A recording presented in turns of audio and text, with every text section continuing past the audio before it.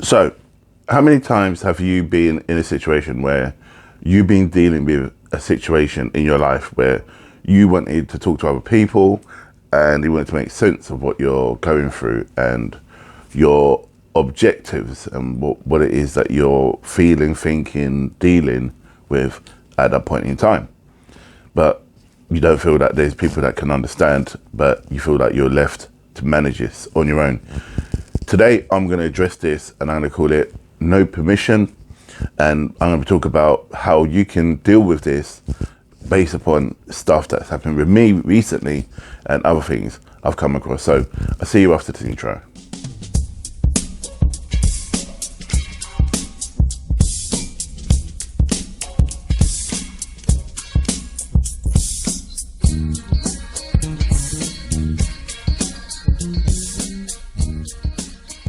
So welcome back. My name's Jay.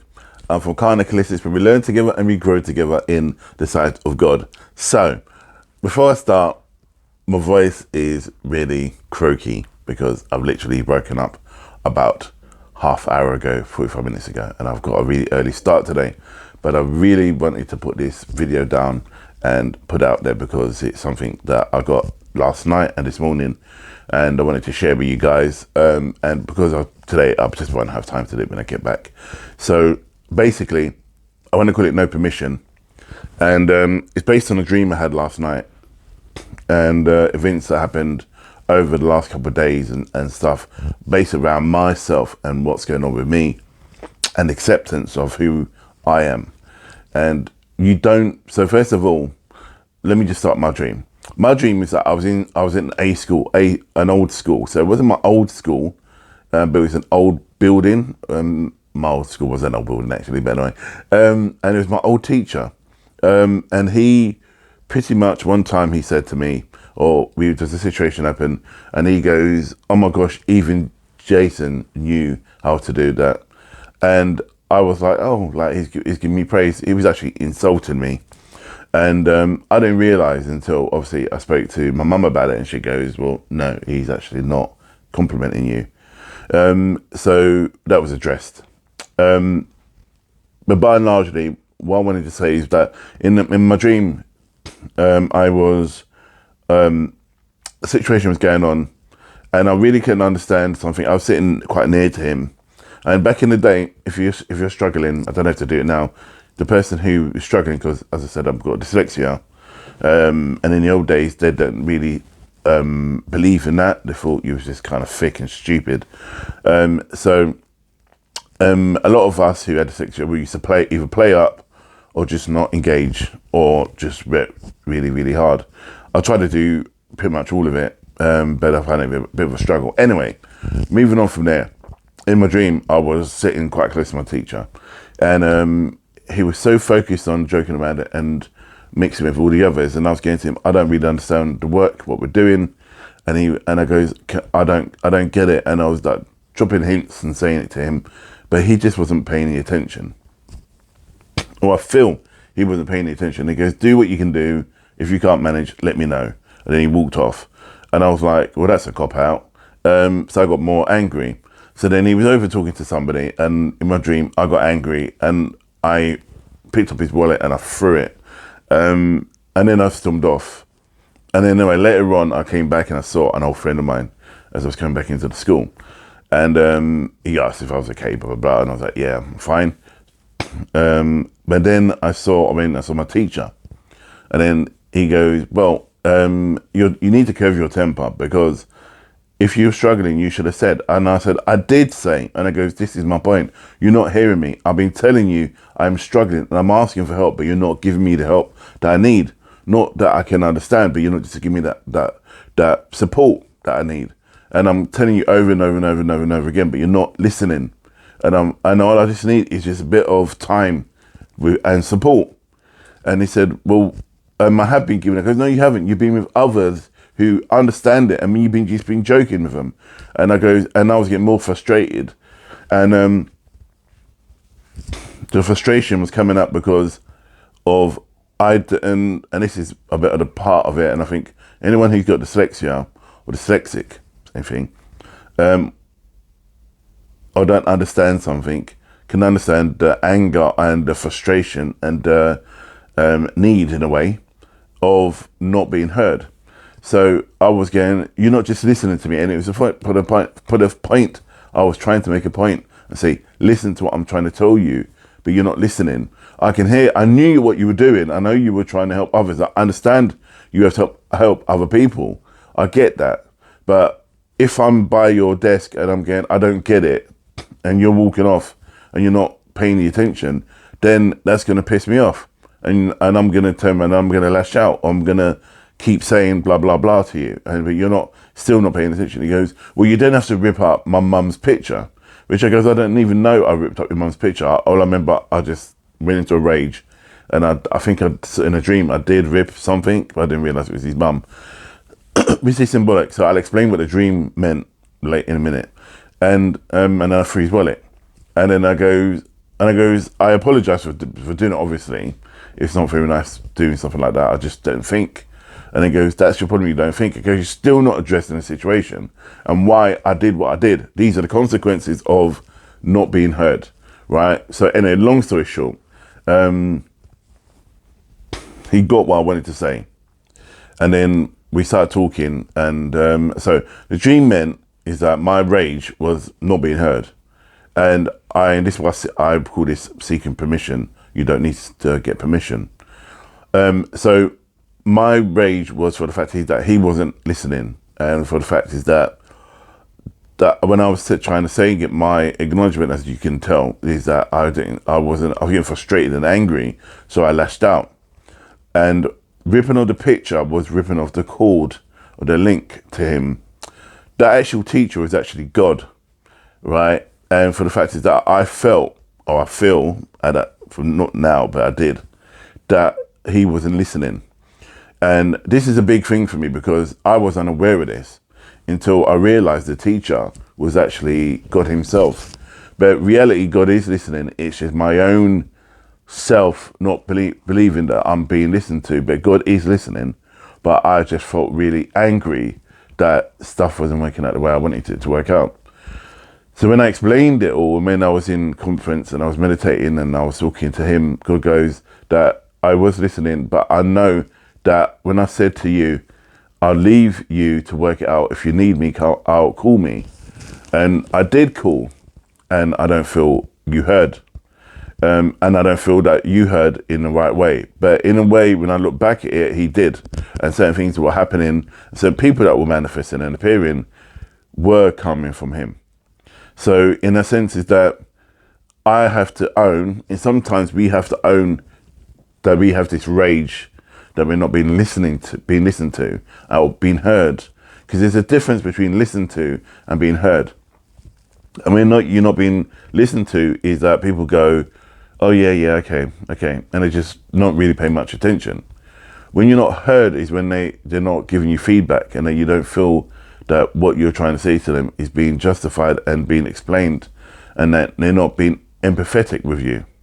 So basically, in a nutshell, what we try to do is try to get people to see what we're trying to get them to understand what we're going through. And remember, they're not us. They're not living our lives. They're not living our lives day to day. They're not dealing with the complications that we deal with every day. They're not dealing with the frustrations that we deal with. They're not experiencing and internalizing the stuff that we receive from other people. So in some ways, we need to give them a bit of a wide berth in a negative way, but we need to be a bit more easy on them. We need to really understand is that it's not necessarily you or them that they don't not like. It's for the fact is that they have their own challenges, and everyone's different. And I had this with someone I was speaking to the other day, is where I assumed that what I was going through, that they should have known, because when I was speaking about it, they wasn't really engaging, or they had a deal or way with me. And when we addressed it, for the fact is that they have their own views, but they still support me in what I am doing. But I didn't feel they supported me in the way I wanted them to. And remember, not everyone's going to support you in the ways you want them to.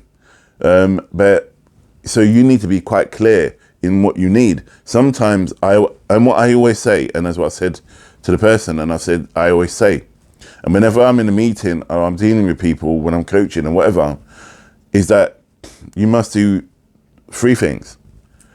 If you're going to criticize, have an explanation why you're criticizing, and then have a solution if you have a solution. Because or you're just moaning. There's a difference if you just want to rant and complain. That's a different thing. You can just say you just want to sound off. Yeah, that's different. But if you're just jumping on the bandwagon with everybody else, you're going to be branded miserable, whatever, or you're just not going to be listened to when you really need to be listened to. So you need to kind of talk to people sometimes like they don't really understand you. Even though they do know you, they don't understand you. So you need to go, look, I need to just, if you need to sound off, go, look, I need to sound off, can you just listen to me? And then they'll go, okay, yeah, fine. And then if while you're ranting off and they got something they want to share with you and you pick that up, then go to them, yeah, right, then what do you think?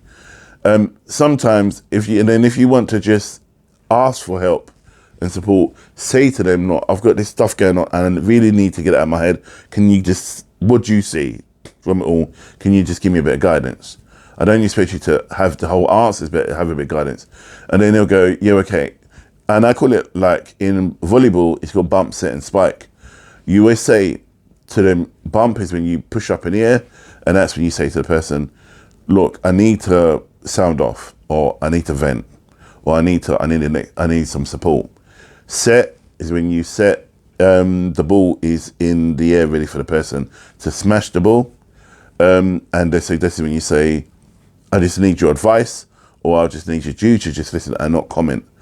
And then strike is when the person strikes the ball against your opponent, is when you say what you want from them. I.e., you want them to have some kind of comment, whether you want them to explain it, or whether you should just them to just keep their mouth quiet and not say anything. And that is as simple as, I'm trying to put this across in a way that you don't struggle the way I've been struggling. And I think some people have been struggling with their own dilemmas, especially we're going to this new year. And we have these expectations that people are going to understand us, you know. And I know a lot of people, especially with COVID and stuff and all their beliefs around it, don't get my frustration about it all, or people's frustrations about it. Whether you believe in COVID or you don't believe in COVID, or anti-vax or pro-vaccine, people have an opinion. And it's important that they can share their opinion, but share it with compassion. You know, that they can air their views, but they must also receive what other people are saying about what their beliefs are. And unfortunately, some people are not like that. They just want to just say their views and try and convince you what they're saying is right, which is bullshit. It's utter crap, because there's nobody who should convince. That's a dictator. And if someone's telling me what they believe is right, I'll just tell him to go fuck himself, because at the end of the day, it's like, what your views are your views. And if I can take some of it and I believe in it, then yeah. But if you're coming from a point is where you're trying to tell the person what you're saying they should believe and follow, that's out of crap. You've got problems. And with me, I used to do that when I used to coach people. I used to tell them, say, from my own experience, this is what you should do. And if they weren't doing it, I used to get angry about it. Until I looked at myself, and then I got my own therapy done, and I realized this is what one of my hang-ups were. So now when I'm working with someone, I go, look, this is my experience, what I've been through. This is where I arrived at and what I was going through. And this is where I was going. You don't have to take that, but it's just a example. Yes, it's an example. Just to say, like, not, I've been through it and you're not, it's not bull what you're going through. I'm just saying it because I can empathize, and what you're going through is what you're going through, and what you're feeling is what you're feeling, and it is real. It is bloody real. So don't let no one take that from you. Whether they've been through the same thing as you, and then they say everything will be fine. What you're going through is what you're going through. Sometimes they forget what the pain it was, you know. So what you're feeling, own that, be with it, sit with it. Don't overshine it. Don't ignore it. Really gel with it, and then try to overcome it. Don't let it infest and control you. Please, just deal with it.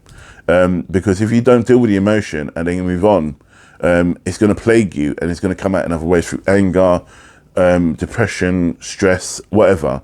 So deal with the emotion. Go through the emotion. Don't go through it. Grow through it. Yeah, as I always say. And one of the things I'm learning now, and especially about my dream last night, was that my perception of God and my connection with God is the same way. Is like in Psalm 23, where it says, "As I walk through the valley of the shadow of death, I fear no evil, for thy rod, thy staff, they comfort me." I forgot that. I forgot that God is the shepherd. Sometimes God is so focused on getting you through the valley that we forget that God's actually watching us, and that you're so focused on thinking God is leading, that he's back to you because he's leading, that actually God can also see from the rear of his head, remember, and he can watch. So he can watch us all.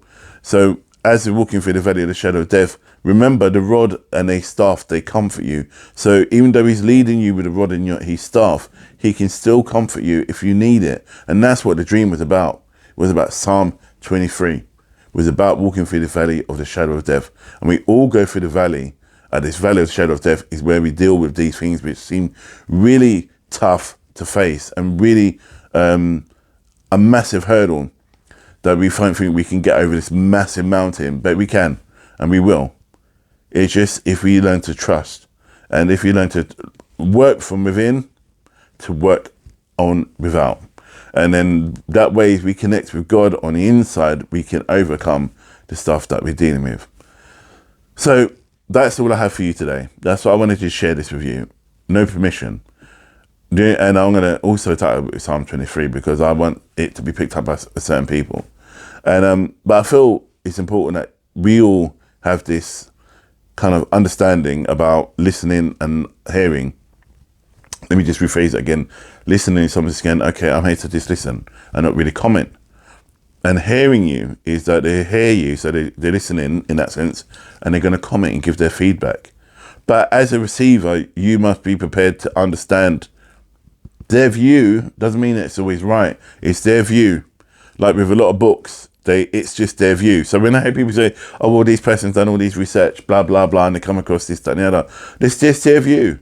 And 50 years from now, 20 years from now, the thing's just going to shift and change again. It's only that person's point of view from what they've done in this society. So society in the days of Freud or in the 50s is different from society to today.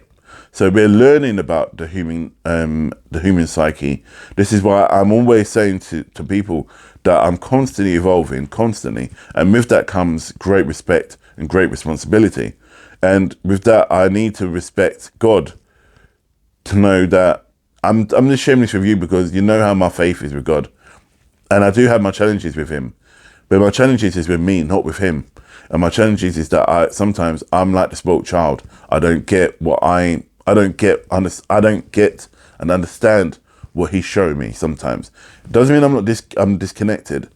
It means that I'm just so bogged down with my stuff that he's bringing it in another way. And I think he needed to come through to me through dream. So sometimes with God, he comes through to you through dreams, or through people who will talk to you about certain things, or through feeling.